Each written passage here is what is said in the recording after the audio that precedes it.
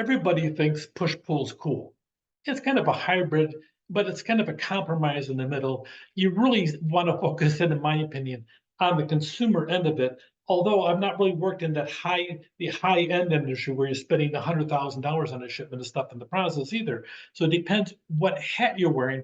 If you are the retailer on the end, you're always going to want pull, pull, pull. I need to have input into what I'm getting. But if you're the one that's running the mine of lithium over here, and you're sitting there and you want to get that lithium cranking through, we need to have cost savings, cost savings. When we have a huge amount of stuff stacked up, I need to have those truckloads moving on a regular basis. This whole thing about your demand, you fix your end. That's kind of how it is. So you're going to wear two different hats. And so the middle over here is people collaborating to get along. It makes a lot of sense. And it depends where you're at as to what your perspective is in the supply chain. So here's a couple things. Look at the objective. If the objective is to minimize the cost and you want to keep costs down, you're always going to choose a push strategy, push it through the system. If it's really complex and you got a lot of moving parts and it's hard to calculate what it is, you're going to want to have a push strategy. This chart here is one of those charts where if you're in the industry, save the chart because it'll save your brain from frying in the process as to what you're thinking about. Okay, focus, resource allocation. You got to sit down and focus as to who gets what piece. This is what you want to have a push strategy. If there's a long lead time, you're going to want to have a push strategy. And if it's going to take a lot of planning, you want to have a push strategy. On the pull, if you want to maximize and always be 97% fill those orders and everything else, the retailer out there, you want to maximize that service level. You have a high-end product and people are looking to pay top dollar for it. You want to have a pull strategy. If it's relatively easy in the process, groceries, okay, low, okay. If the focus is responsive, making sure you're out there. And by the way, groceries is a great example because if you sit down there and have a head of lettuce sitting on your dock for a week, that head of lettuce is gone and you just lost money in the process. So the focus is responsiveness. You want to make certain that you're moving fast on that. If the lead time is short, okay, pull strategy. If the process is order fulfillment because somebody planned it, then you want to sit down there and have a pull strategy. This chart is great. Stick it in your notes because it might show up on a test in the process. So you want to sit down and the push portion, the pull, because here, this section, we're dealing with the push-pull strategy. Okay, make certain that the supply chain timelines where there's a need to coordinate the two different strategies. And in theory, there should be strategies in the process. Typically, we call that the buffer inventory, that magic line between the two, between the push and the pull. So that being said, on the push portion, the buffer inventory really is the output generated by the tactical planning process. The pull part represents the input and the fulfillment process as you go through. So make certain you have that aspect of it.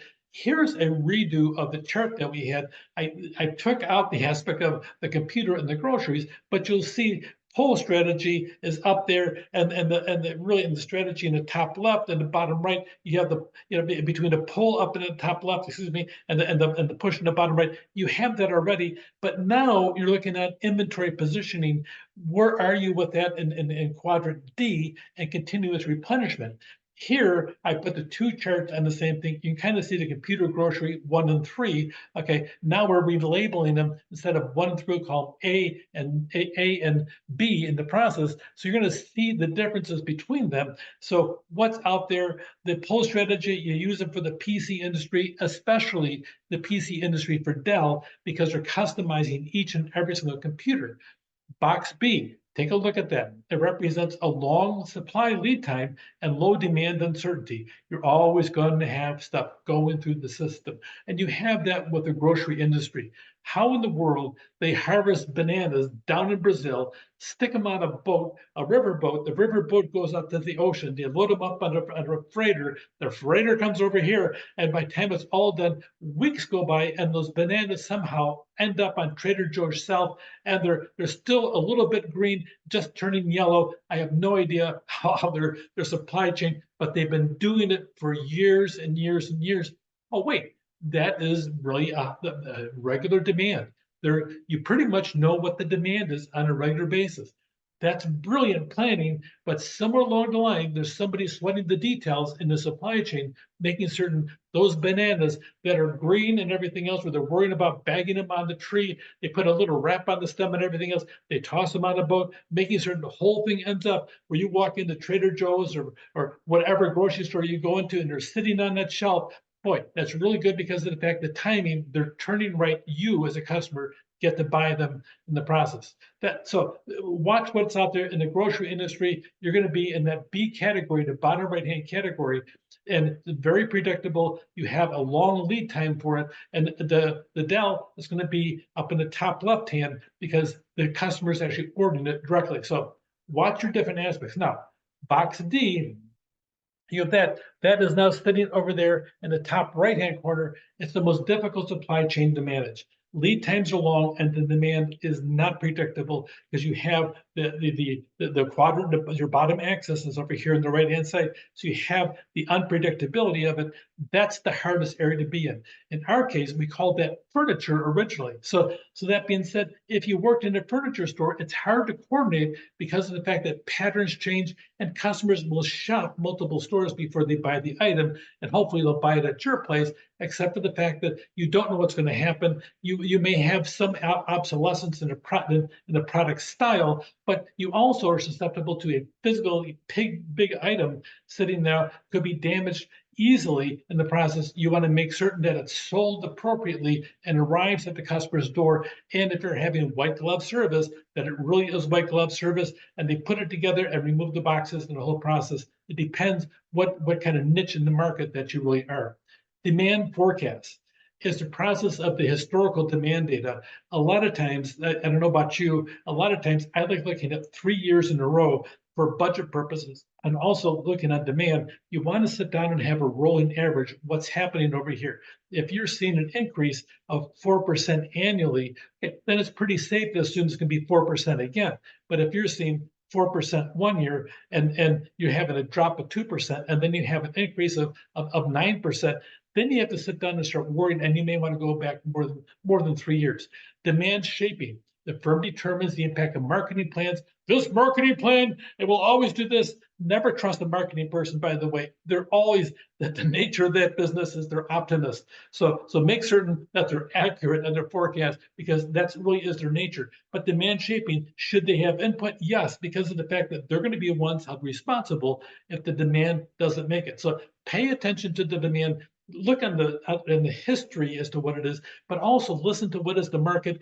Look at the programs that push demand because everybody wants to do that. When you're trying to shape demand, you're going to look in the forecast error and keep in mind the forecast error is based upon standard deviation.